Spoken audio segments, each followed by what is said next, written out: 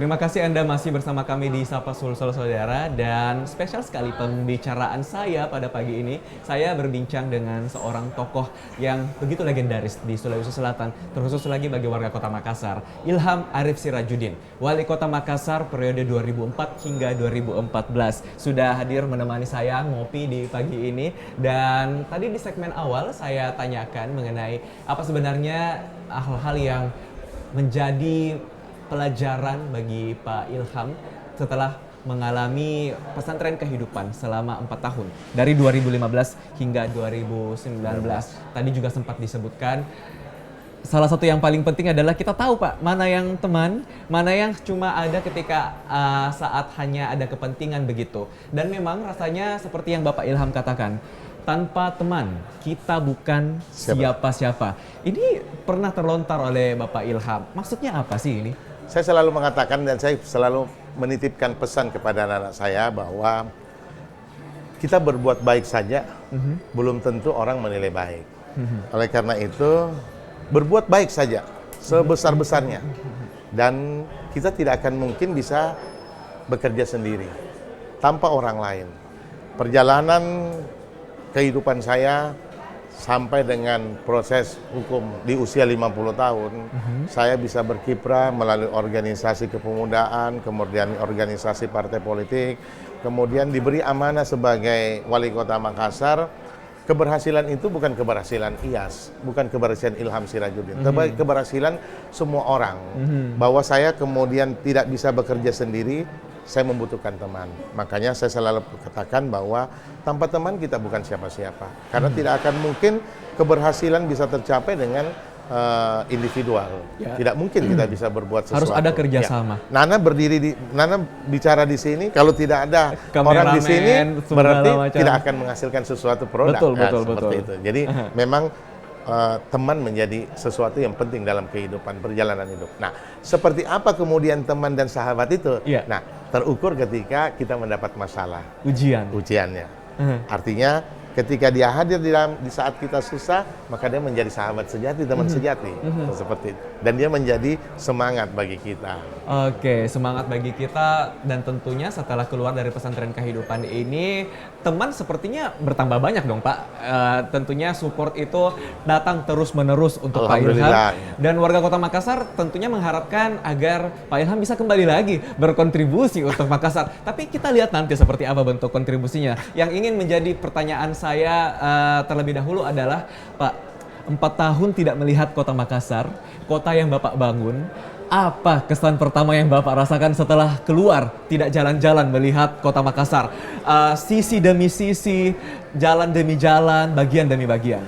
Ya, 10 tahun saya menata Kota Makassar.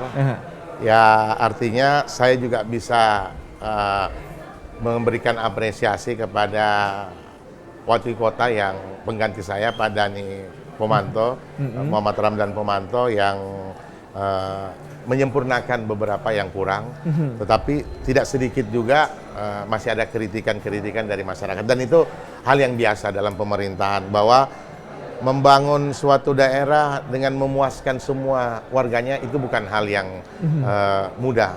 Karena pasti ada yang pro, ada yang tidak. Ada yang puas terhadap sesuatu kebijakan, ada yang menolak, itu hal yang biasa. Yeah. Kalau saya sendiri melihat bahwa kemajuan Kota Makassar pasca kepemimpinan saya, ya memang ada terasa. Ada terasa dinamika pembangunan. Walaupun memang 5 tahun itu masih menjadi bagian daripada 10 tahun perjalanan yang saya lakukan selama ini. Dan saya kira kita patutlah memberi apresiasi kepada warga Kota Makassar dan pemerintah Kota Makassar. Oke, sebut deh Pak satu contoh deh pembangunan yang Bapak rasakan, perbedaan sebelum dan sesudah masuk pesantren kehidupan ini. Salah satunya adalah yang menjadi kebanggaan saya ketika saya memimpin Kota Makassar, ya Anjungan Pantai Losari. Yang kemudian Anjungan Pantai Losari dalam 5 tahun kemudian dilakukan penataan yang lebih sempurna lagi. Walaupun di sana masih bertumbuh pedagang kaki lima, tetapi itulah menjadi bagian suatu persoalan yang harus disikapi. Tetapi kemudian ada perubahan-perubahan membuat Anjungan Pantai Losari itu semakin cantik, semakin bagus, itu terasa. Yang kedua dari sisi penghijauan, sisi penghijauan, ya alhamdulillah cukup, saya mau mengatakan cukup berhasil lah dari sisi penghijauan untuk Kota Makassar. Dari sisi karakteristik masyarakat juga semakin hari semakin punya kesadaran yang tinggi, khususnya dalam menjaga Kota Makassar menjadi kota yang lebih bersih. Itu menjadi hal yang dalam bidang ekonomi juga ada, ya. Kita lihat bagaimana pertumbuhan penunjang seperti hotel, ya, tumbuh, ya.